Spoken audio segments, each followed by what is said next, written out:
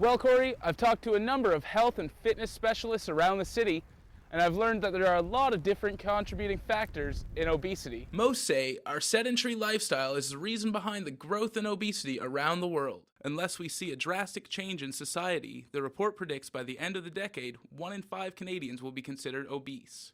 Dr. Kristen Muick is a medical officer of health in New Brunswick. Much of her work is related to creating more active communities in the province. We live in an era of convenience now, and convenience in many forms, and this means that we're expending a lot less energy than we would have in past generations in terms of getting around, in terms of what we do in our leisure time, in terms of what we do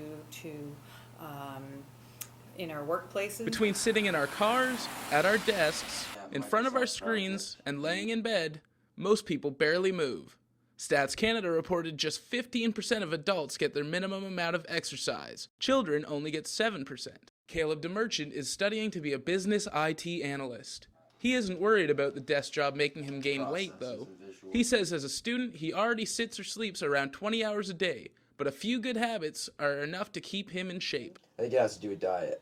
I think people eat food now and they're just like, people eat a lot of processed foods because they're constantly working, right? A lot of people constantly work. DeMerchant also says that the harsh Canadian winters keep himself and others from getting out more. Some wonder why obesity is still on the rise, given the rising popularity of gyms and fitness culture. Tori Krosman lost over 100 pounds in her 20s and has been a personal trainer for over a decade.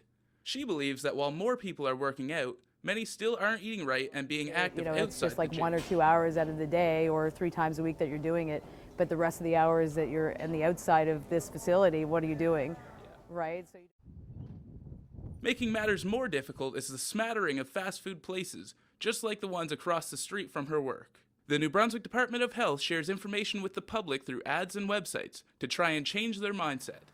In recent years, there's been an emphasis on looking for new ways to get people moving throughout their day. Street infrastructure, yes, we're worried about traffic, but we're also worried about being able to get bikers safely to work and making environments that are attractive so that people do feel like walking. Despite the province's effort, more than 1/4 of New Brunswickers are obese, the second highest rate next to Newfoundland.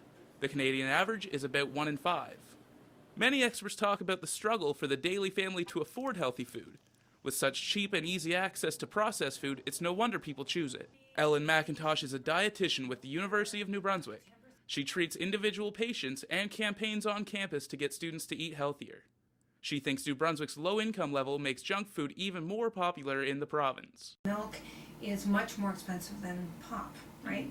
So you can buy a 2-liter pop and it costs, $1.25 or whatever, whereas a 2-liter of milk is going to cost $4 or $5, right?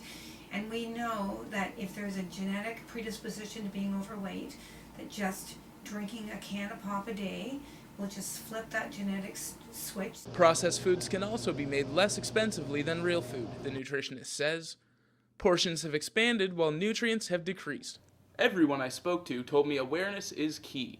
Before we can get healthier as a society, we have to become more aware of the health and nutrition choices we're making and their consequences. For Stu Journalism, I'm Sam Laidman.